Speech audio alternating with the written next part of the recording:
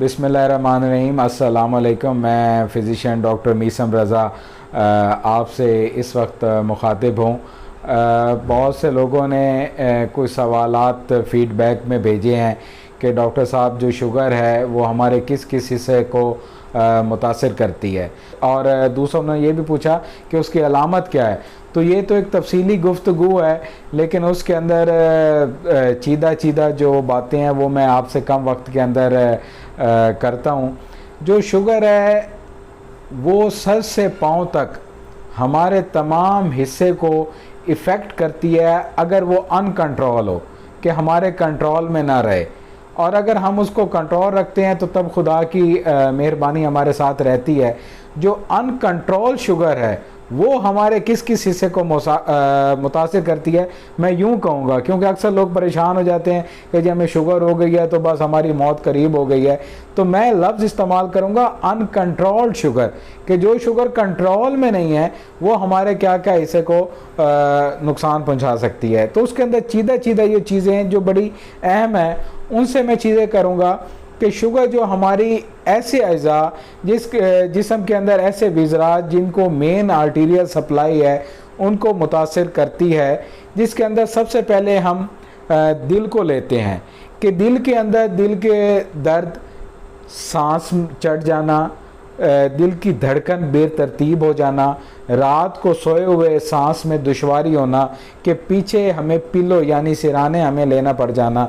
तो ये दिल की अलामात में से है कि शुगर दिल के ऊपर असर कर रही है। कि इंसान कोई काम कर रहा है तो उसके अंदर छाती के ऊपर दबाव हुआ है, या छाती के ऊपर दर्द हुआ है, माथे के ऊपर पसीना आया है, या दिल की धड़कन बेतरतीब होती है, तो उसको चाहिए कि अपने मौलिज के पास फ़ौरन पहुँचे, जहाँ मौलिज उसका दिल की ईसीजी करेगा और बाकी ब्लड प्रेशर और बाकी चीज़ों को देखेगा।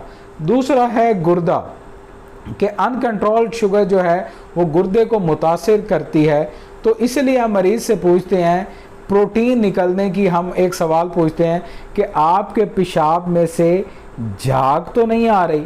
अगर ये उसके पेशाब में से झाग आ रही है तो ये एक इशारा है कि उसके गुर्दे में से प्रोटीन निकल रही है, जिसको हम प्रोटीन यूरिया का नाम मेडिकल टर्म में देते हैं। तो उसके अंदर यह है कि उसकी शुगर जो है गुर्दे के ऊपर असर कर रही है। तीसरी है उसकी लेग्स की जो सप्लाई है, कि हम उससे पूछते हैं कि आपके पाँव जलते तो नहीं हैं, या आपके पाँव के ऊपर चूंटियाँ तो नहीं चलती, और चलते चलते जो है आपके पाँव से जूती निकल तो नहीं जाती, और रात को आपको सोए हुए जो पिंडली हैं उसके अंदर क्रैम्प्स, खिंचाव तो नहीं पड़ता। तो वो हमें उस तरह की तीन ये बताता है। इसके साथ साथ जो शुगर हमारे जो गैस्ट्रो इंटेस्टाइनल ट्रैक है, जो हमारा मैदा है, उसको मुतासिर करती है। कि शुगर के अंदर हम मरीज़ से पूछते हैं कि आपके मैदे के अंदर खाना खाने के बाद कहीं ग़िज़ा आपको मुतासिर तो नहीं लगती कि आपकी ग़िज़ा यहाँ रुक गई है, या खाने खाने के बाद आपका पेट फूल तो नहीं जाता। तो ये चीज़ें जो हैं ये हमारे मैदे के हिसाब से हैं।